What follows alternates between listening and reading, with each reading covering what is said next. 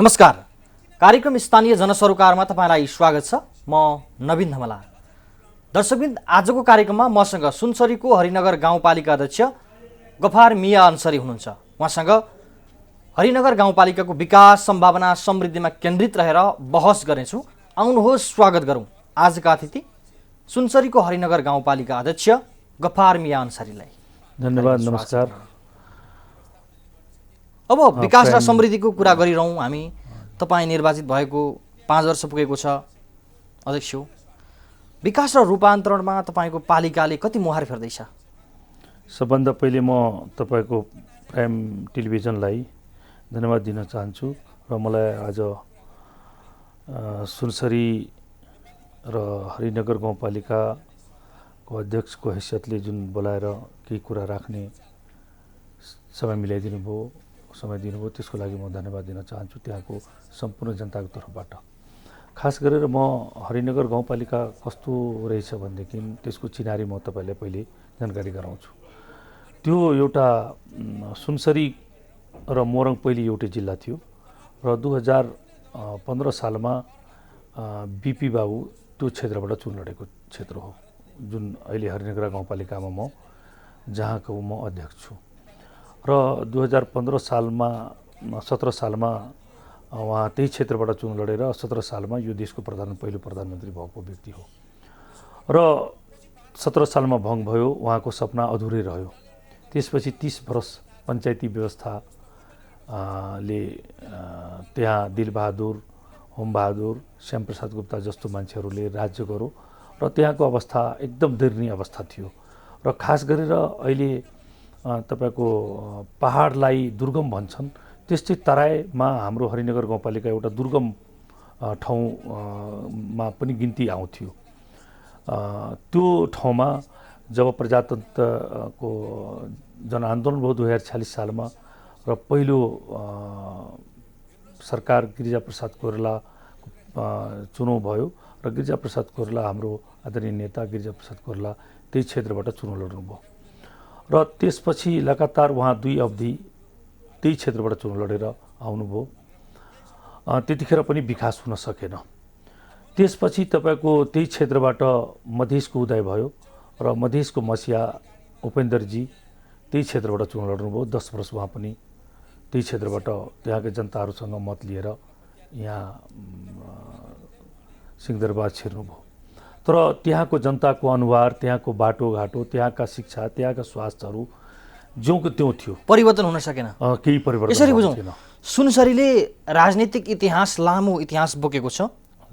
नागरिकको समस्या जीवका त्यो भए, हरेक उम्मेदवारहरू निर्वाचित भए, त्यहाँका नागरिकले निर्वाचित गराए, तर नगरवासी, वडावासी, त्यहाँका पालिकावासीहरूको समस्या जीवका त्यो देखियो। ज्योंको त्यो थियो। संघीयताको अभ्यास स्वरूप तपाईहरु निर्वाचित भएर आउनु 2014 सालमा। त्यसपछि अब म त 2049 मा पहिलो तत्कालीन गाउँ विकास बनेपछि मैले गाउँ विकासमा उपाध्यक्षको चुनावमा नेपाली कांग्रेसको पार्टीको टिकटबाट मैले 10 वर्ष गाउँ विकास रामनगर बुटाको म बसेँ र त्यहाँ बस्दाखेरि 10 वर्षको दरमियानमा मैले आफ्नो गाउँ विकासमा त्यतिखेर तत्कालीन गाउँ विकास रामनगर बुटाको मैले धेरै विकासहरू गरेको थिएँ। गाउँ विकासभित्र जति त्यतिखेरको बजेट अनुसार मैले गरेँ र जब देश संहितामा गइसकेपछि पहिलो निर्वाचन हामीले साबिक हरिनगर गाउँपालिकाको साबिक तपाईको 5 वटा गाउँ विकास मिलेर एउटा हरिनगर गाउँपालिका बनेको छ र त्यहाँको जनसङ्ख्या अहिले नयाँ जनगणना अहिले आएको छैन, पहिलेको जनगणना अनुसार 47,000 जनसङ्ख्या छ र त्यसको भौगोलिक अवस्थामा 8 किलोमिटर तपाईको बोर्डर छन्, खुला बोर्डर छन् र त्यहाँ 2टा बजार पारिपट्टि छन् र हाम्रो बोर्डरको नाकादेखि पारिपट्टि 4 लाइनको बाटो छ, जो बाटो इन्डियाको राजधानी दिल्लीसम्म पुग्ने बाटो रहेछ। कुनै ठाउँमा तपाईँ जान सक्नुहुन्छ। त्यस्तो ठाउँमा विकासको गति एकदम केही थिएन र दुर्गम मैले अघि किन भने भनेदेखि जब मान्छेले कसैले भुस्की जान्छु, बसन्तपुर जान्छु, भुटा जान्छु भनेर तेरिका कसरी जाने त्यहाँ भुटा बसन्तपुर भनेर त्यस्तो अवस्था थियो। विकासको नामै थिएन। त्यति मात्र होइन, तपाईँको मेरो अहिले हाल गाउँपालिकामा बसन्तपुर जुन समावेश भएको छ त्यो बसन्तपुरको एउटा यस्तो चिनारी थियो कि साबिकको 3टा वार्ड तपाईँको बिजुली पनि जलेको थिएन। त्यहाँको जनताले बिजुली कस्तो हुन्छ तिनीहरूलाई त्यो पनि थाहा थिएन। त हामी संहितामा आइसकेपछि संहिताको पहिलो अध्यक्ष भइसकेपछि मैले चुनाव जित्ने क्रममा मैले घोषणापत्रमा नागरिकमा प्रतिबद्धता जाहेर गरेको थिएँ कि जुन अवस्थामा अहिले घुस्की, बुढा, बसन्तपुर, हरिनगर, गौतमपुरको जुन दुर्दशा छ त्यसलाई म मुहार फेर्न लगाउँछु। मैले आफ्नो घोषणापत्रमा राखेको थिएँ। अनि उहाँहरूले सोध्नुभएको थियो मुहार के कसरी फेर्ने भनेपछि जसरी अब बुढाबाट तपाईँलाई घुस्की जानको लागि 1.5 घन्टा लाग्छन् त्यसलाई तपाईँहरूलाई बुढा र घुस्कीको बाटो 12 मिनटको म बनाउँछु। 12 मिनटमा तपाईँ पुग्न सक्नुहुन्छ भनेर मैले आफ्नो घोषणापत्रमा भनेको थिएँ। त्यसै गरी मैले त्यहाँ के भनेको थिएँ, हरिनगरा सदरमुकाममा 7टा वार्ड पर्छन्। त्यो 7टा वार्डलाई कनेक्ट गरेर एउटा सदरमुकामको रूपमा हरिनगरालाई कुनै वार्डबाट मान्छे आउँदाखेरि 5 मिनटमा हरिनगरा सदरमुकाममा आओस् भन्ने, जबकि पहिलेको हामीले 1.5 घन्टा, 1.25 घन्टा, 2 घन्टासम्म लाग्थ्यो मान्छेले आउनको लागि। र अहिले हामीले जुन किसिमको गाउँपालिकामा सदरमुकामलाई केन्द्रित गरेर अहिले हामीले जुन बाटोहरू बनाएको छु त्यो बाटोहरूको सबभन्दा हामीले के गरेँ भनेदेखि पहिले बाटोको मा बढी बजेटहरू व्यवस्थापन गरेँ। किनभनेदेखि त्यहाँको बाटोको कारणले विद्यार्थी स्कुल पनि पुग्न गाह्रो भइरहेको छ। त्यहाँको महिला दिदीबहिनीहरूलाई जुन त्यो हस्पिटल जानको लागि झोलामा बोकेर लग्नुपर्ने अवस्था थियो। अनि त्यहाँ तपाईँको स्वास्थ्यमा जानको लागि पनि चाहिन्छ, बाटो नै चाहिन्छ। खेती किसानी तर त्यहाँ तपाईँको 80% किसान भएको ठाउँ रहेछ। तरकारीको भण्डारण हो, धानको भण्डारण हो, गेहुँको भण्डारण त्यो एरिया हो।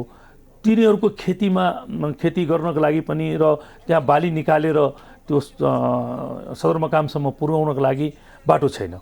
त्यसकारण मैले पहिले हामीले चुनाव जित्ने बित्तिकै मैले 7वटा बाटोको नामाकरण गरेर त्यो गाउँपालिकाको बाटो बनाएँ र त्यो बाटोहरूको सबैको डिजाइन बनाएँ र डिजाइन गरेर त्यसपछि हामीले डिपिआर गराएर एकैपल्ट मैले 7वटा बाटोको टेन्डर गरेँ, जो लगभग 70 करोडको एकैपल्ट मैले बहुवर्षीय योजना बनाएर मैले टेन्डर गरिदिएँ। र त्यसमा तपाईँको लगभग 52 किलोमिटर अस्फाल पिचको अवधारणा ल्याएँ। विगतमा तपाईँ निर्वाचित हुँदै गर्दाखेरि नागरिकमात गरेका प्रतिबद्धता अनुसार तपाईँले काम गर्नुभयो, तर तराईका अधिकांश भूभागमा नागरिकले अपेक्षा अनुसारको काम भएन भनेर गुनासो पनि गरिरहेका छन्। तपाईँले चाहिँ के कामलाई प्राथमिकता दिनुभयो? नागरिकको पहिलो आवश्यकता चाहिँ तपाईँ निर्वाचित भएपछि के थियो अध्यक्ष? होइन, सबभन्दा पहिले अब हामीले त चुनाव जित्नु बित्तिकै मैले त्यहाँको जनताको माग त बाटो नै थियो। किनभनेदेखि हामीले सदरमुकाममा एउटा जग्गा पास गर्न जानुपर्छ, हामीले एउटा बिरामी लिएर सदरमुकाम इन्द्रवामा जानुपर्छ, विराटनगर जानुपर्छ। ठुलो अस्पतालहरू इन्द्रवामा छैन, ठुलो अस्पतालहरू तपाईँको सबै विराटनगरमा छन्। त्यसकारण शिक्षामा पनि तपाईँको कुनै त्यहाँ एसएलसी सम्मको स्कुलहरू छन्, त्यहाँ 11-12 क्लासको स्कुलहरू पनि थिएन त्यतिखेर। सबै विद्यार्थीहरूले पढ्नको लागि विराटनगर जानुपर्छ या अथवा इन्द्रवा आउनुपर्छ। बढीभन्दा बढी मान्छेहरू विराटनगरै जान्छन्, त्यहाँ औषधिको बहानाले पनि अनि पढाइको बहानाले पनि विद्यार्थी भाइ बहिनीहरूले विराटनगर जाने। र तिनीहरूले अब सबभन्दा पहिले बाटो छैन। बाटोको कारण किसानलाई पनि अप्ठ्यारो, शिक्षामा पनि अप्ठ्यारो, स्वास्थ्यमा पनि अप्ठ्यारो र मान्छेको दैनिक जीवनमा जुन हरेक क्रियाकलाप जोडिएका छन्, सबै सडकसँग जोडिएको। मैले त्यसलाई सबभन्दा पहिले बाटो बनाऊ, किनभने बाटो छैन। बाटो नभएपछि मान्छेले विकासको जुन अनुभूति गर्दैन, नागरिकले छैन। किनभने यो विकासको पहिलो आधार भनेकै सडक हो। किनभने त्यहाँ मान्छेले यत्रो दिन भइसक्यो, यत्रो नेताहरू जितेर गइसक्यो, एउटा बाटो बनाउन सकेन, एउटा साइकल हिँडाउने ठाउँ छैन, साइकल कन्धामा बोकेर हिँड्नुपर्छ, वर्षा आएपछि मान्छेले अस्तव्यस्त हुन्छ, बाटो कतै नाका भइहाल्छन्, एउटा हरिनगर गाउँपालिका 2टा सुनसरी नदीको बिचमा पर्छन्, त्यो सबै नाका भइहाल्छ र मान्छे आवत जावत गर्न सक्दैन, राहत पुर्याउन सक्दैन, राहत लिन पनि सक्दैन, त्यहाँ जनताले त्यतिखेर कुनै मान्छे बिरामी भयो भने त्यसलाई अप्ठ्यारो पर्छन् भन्ने किसिमको एउटा बस्तीबाट अर्को बस्ती जान एकदम गाह्रो अवस्था थियो। त्यसलाई हामीले सबभन्दा पहिले हामीले त्यही कुरालाई मध्यनजर राखेँ र त्यो सबै बाटोहरूमा लगभग हामीले 7वटा बाटोमा करिब 10वटा पुल बनाए र त्यो पुल पनि तपाईँको कल्भर्ट तपाईँको यस्तो पुलहरू छन् बक्स कल्भर्ट जस्तो र त्यो चाइनाको डिजाइनबाट हामीले बनाएको छु। त्यो 10वटा पुल हामी कम्प्लिट गरिसक्यो त्यो बाटोहरूमा। अहिले बाटो सुचारू भइसकेको छ, बाटो अहिले नागरिकको सबै गाउँ बस्तीमा सडक सञ्जालले छोएको छ।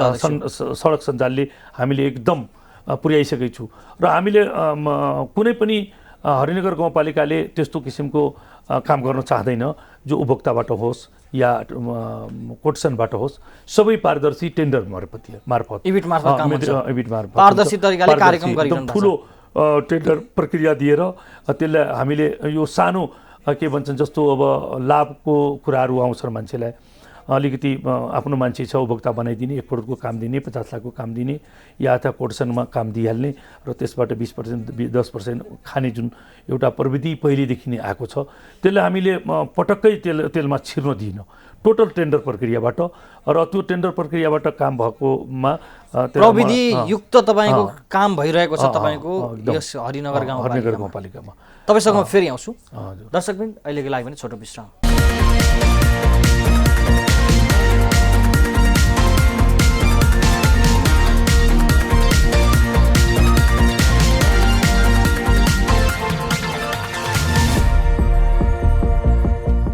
विश्रामपछि पुनः स्वागत छ यहाँलाई। धन्यवाद। अब सडक सञ्जालले गाउँ बस्ती त छोयो अध्यक्ष, तर नागरिकको समृद्धिसँग जोडिएका कार्यक्रम गाउँपालिकाले ल्याउन सकेन। धेरै स्थानीयतामा यो समस्या छ होइन। अब हामीले बाटोको पहिलो फेजमा बाटो लिए, त्यसपछि तपाईँलाई एउटा अरू कुरा म भनौँ कि जस्तो अब 7वटा वार्ड थियो, वार्ड कार्यालयहरू थिएन। हामी त 2 साल कर्मचारीविहीन भएर काम गरेको, कर्मचारीविहीन संरचनाविहीन अवस्था निर्वाचित हुनुभयो। अहिले पनि हाम्रो गाउँपालिका हामी भाडामा बसेको छु, हामीसँग जग्गा थिएन, जग्गा लिने जग्गा किन्ने प्रावधानहरू धेरै गाह्रो छ। त्यो कुन प्रक्रियाहरू हुन्छ, बल्ल बल्ल हामीले जग्गा उपलब्ध गराएको छु। अब हाम्रो सबै कुराहरू अस्तव्यस्त, त्यहाँ तपाईँको विद्यार्थीहरूको लागि राम्रो स्कुलहरू थिएन। अब त्यहाँ गरिब तबकाको मान्छेहरू छन्, त निजी स्कुललाई हामीले प्रोटेस्ट गरे, निजी स्कुलमा टप टनको व्यवस्था गरे, जो अहिले हामीले 45वटा हाम्रो हरिनगर गाउँपालिकामा तपाईँको 22वटा समुदाय स्कुलहरू छन् र 22वटा तपाईँको धार्मिक स्कुल छन्, 3वटा गुठी स्कुल छन्, 47वटा हाम्रो त्यहाँ छन्, जसमध्ये हामीले 44वटामा अहिले शिक्षामा हामीले फड्को मारेको छु। शिक्षामा हामीले आफ्नो निजी गाउँपालिकाको तर्फबाट पनि टिचरहरू बहाली गरेर जहाँ स्कुल हाम्रो समुदाय स्कुलहरू छन् त्यहाँ हामीले मुस्लिमको बच्चाहरू किन समुदाय स्कुलमा जान खोजिरहेको छैन, के कारणले? त्यहाँ उनीहरूले कि धार्मिक पढाइको लागि त्यहाँ समुदाय स्कुलमा जान खोजिरहेको छैन। त्यसमा हामीले मुसलमान मौलवीको व्यवस्था गरिदिए कि कमसेकम 1 क्लास 2 क्लास बच्चाहरू आफ्नो धार्मिक पनि 1 क्लास 2 क्लास गरोस् र त्यसबाट समुदाय स्कुलमा उहाँहरूले सहज तरिकाले पढोस्, आफ्नो संस्कारलाई सानैदेखि त्यो बालबच्चाले सिकोस्।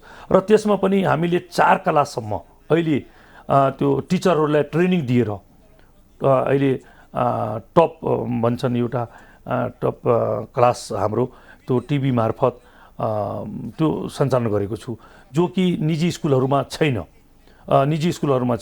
त्यसलाई हामी अवधारणामा ल्याएँ। सानै बच्चाहरूले क ख कलम, कबाट कलम हुन्छ, खबाट के हुन्छ, सबै कुराहरू त्यो सानैदेखि उसले बुझोस्, त्यस्तो शिक्षामा प्रविधिहरू नयाँ प्रविधि हामीले भित्राएका छौँ। प्रविधियुक्त गुणस्तरीय शिक्षा प्रदान गर्न लागिराखेको छु। सामुदायिक विद्यालयमा विगतको तुलनामा गुणस्तरीय वृद्धि भएन, शिक्षामा तपाईँको विद्यार्थीहरूको आकर्षण कम भयो सामुदायिक विद्यालयमा भने चौतर्फी गुनासो पनि छ, आलोचना पनि गर्छन् नागरिकले।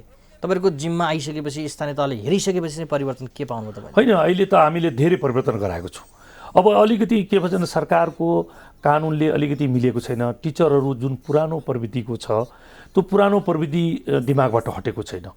अब गाउँको टिचर बस्छन्, अब उसले के गर्छ भने स्कुलमा बच्चा हाजिरी गर्छन्, ऊ भैँसी चराउन गइहाल्छन्, हलो जोत्नको लागि त्यहाँ अब खेती छ त्यहाँ नजिकमा गइहाल्छन्।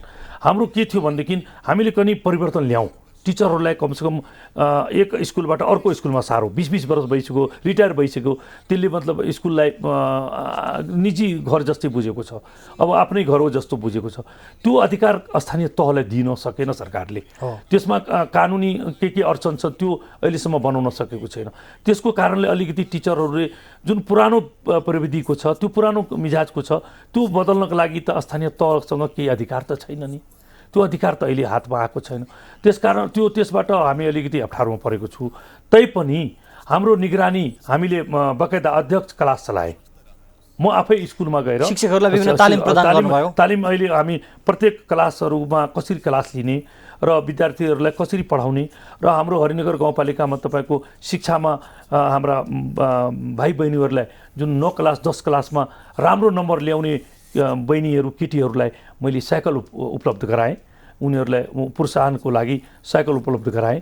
र अहिले गरिब किसिमका बच्चाहरू, जहनदार बच्चाहरू जो एकदम पढ्नको लागि त्यसलाई किताब छैन, लुगा छैन अथवा अरू केही सुविधाहरू छैन, आर्थिक अवस्था कमजोर भएका विद्यार्थीहरूको लागि तिनीहरूको लागि पनि हामी गाउँपालिकाले बजेट छुट्याएर उहाँहरूलाई अहिले व्यवस्थापन गरेर हामी स्कुलमा पठाउने। विगतको तुलनामा विद्यार्थीहरूको आकर्षण अलिक बढेको छ सामुदायिक विद्यालयमा। एकदम बढेको छ, एकदम बढेको छ। अब अघि मैले जोड्दै थिएँ, तपाईँहरूले निर्वाचित हुने बित्तिकै सडक सञ्जाललाई विस्तार गर्नुभयो, नागरिकको गाउँ बस्ती बस्तीमा सडक सञ्जालको पहुँच पुग्यो। अब नागरिकले के खोज्छ भने एउटा विकास भइसक्यो, अब यसलाई समृद्धितिर उन्मुख गराउनको लागि नागरिक आत्मनिर्भर हुनु पर्यो, स्वरोजगारका कार्यक्रम गाउँपालिकाले ल्याउनु पर्यो, होइन, कृषिमा अनुदानका कार्यक्रम दिनु पर्यो। यस क्षेत्रमा गाउँपालिकाले कस्तो योजना बनाएको छ, कसरी अगाडि बढेको छ? अब हेर्नुहोस्, हामीले मैले अघि नै भनिसकेँ, सबभन्दा पहिले समस्या बाटोको थियो। बाटो हामीले एक प्रकारले धेरै अगाडि बढिसकेको छु। बाटो अब हाम्रो लगभग जुन बाटोहरू ठुलो बाटोहरू थियो जसबाट दिनहुँ त्यहाँका जनतालाई, त्यहाँका दाजुभाइलाई, त्यहाँका हाम्रा दिनहुँ जुन एउटा समस्या थियो त्यसबाट धेरै मुक्ति हामीले गराएँ। शिक्षामा पनि हामीले धेरै अगाडि बढाइरहेको छु।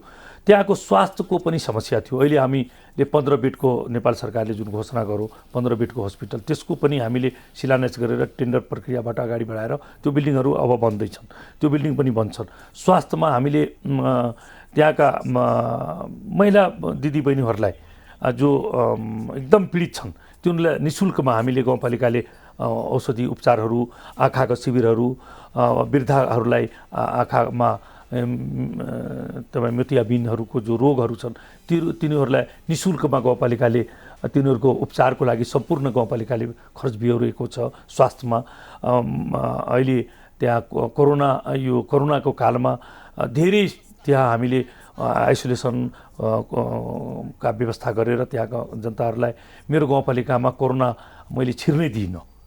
यस्तो अब बोर्डर एरियामा जब कोरोनाको लहर भयो त्यतिखेर नै हामीले सबै जनता बोर्डरमा राखेर, बोर्डरमा लाइन राखेर, स्वास्थ्यकर्मी राखेर सुरक्षालाई हामी व्यवस्थित गरेर र त्यही गाडीहरू व्यवस्था गरेर जो बाहिरको मान्छेहरू विपत्र महामारीमा हरिनगर गाउँपालिकाको पूर्व तयारी महत्त्वपूर्ण छ, तीव्र गरेर तरिकाले अगाडि बढ्नुभयो। एकदम मलाई लाग्छन् सुनसरी जिल्लामा सबभन्दा पहिले आइसोलेसन क्वारेन्टाइन हरिनगर गाउँपालिकाले नै पहिले बनायो 50 बेडको, र त्यसमा कुनै किसिमको हरिनगर गाउँपालिकाको जनताले क्षति बेर्न भएन। त्यहाँको जनता सुरक्षित साथ आजसम्म कोरोनाबाट सुरक्षित छन्। तपाईँहरूले महत्त्वपूर्ण काम गर्नुभयो यो विपत्र महामारीको बेला।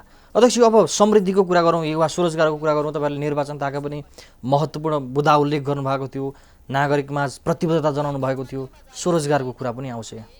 अब स्वरोजगार, नागरिकलाई स्वरोजगार दिने कुरा चाहिँ के रहेछ अध्यक्ष? अब यस्तो छ, स्वरोजगार भनेको यस्तो छ, अब हाम्रो टाइम पनि छैन। हेर्नुहोस्, हामीले धेरै पहिले विकासमा लगाएँ, अब हामीले बल्ल बल्ल 2-3वटा कुराहरूमा हामी अगाडि बढ्न खोजिरहेछौँ। जस्तो मान्छेहरूलाई, किसानहरूलाई, अब युवाहरूलाई टेक्निकल तालिम दिने, उनीहरूलाई प्लम्बरको तालिम दिने, अब उनीहरूलाई के भन्छन् वायरिङ गर्ने, कसरी वायरिङ गर्ने, आफ्नो निर्भर गरेर विदेशमा पनि पैसा 2-4 पैसा कमाउन सकिन्छ।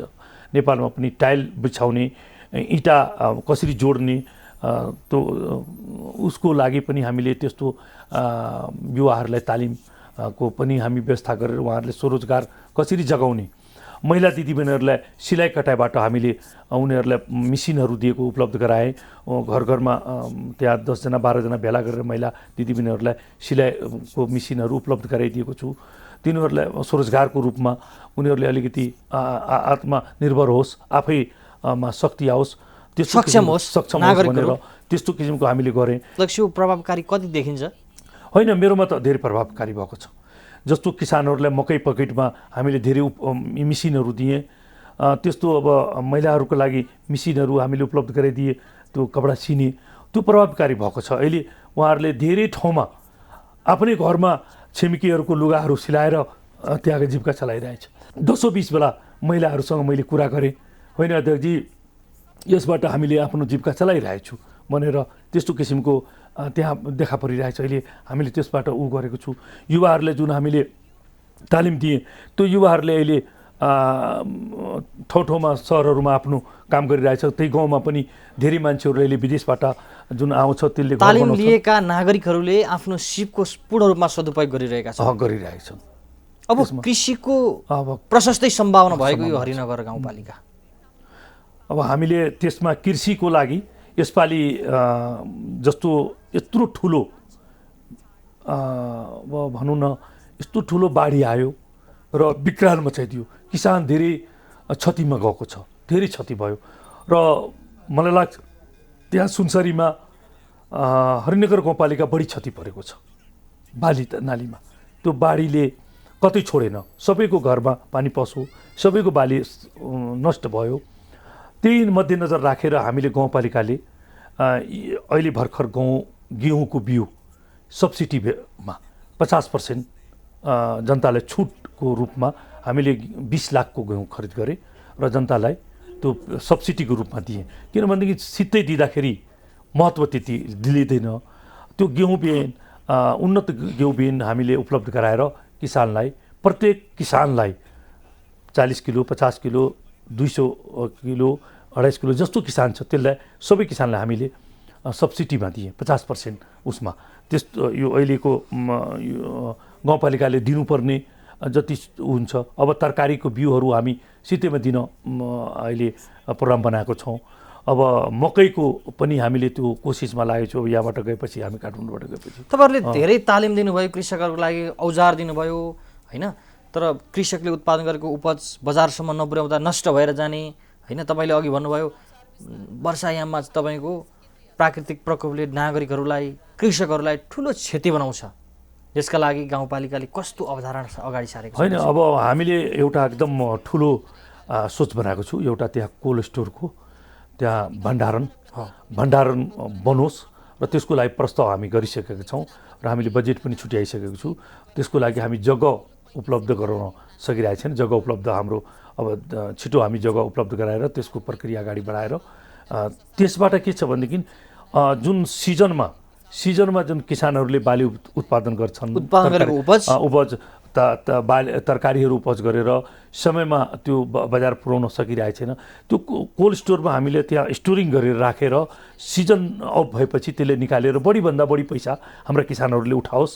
त्यहाँ भण्डार कृषिको त्यो सम्भावना दुईवटा हरिनगर गाउँपालिकामा दुईवटा कुराको ठुलो सम्भावना छ र त्यो दुईवटा सम्भावनालाई हामीले एकदम नजिकबाट मैले हेरेको छु र त्यसमा मेरो दिमाग त्यतितिर लागिरहेछन्। कृषि क्षेत्र र शिक्षा क्षेत्र दुईवटा।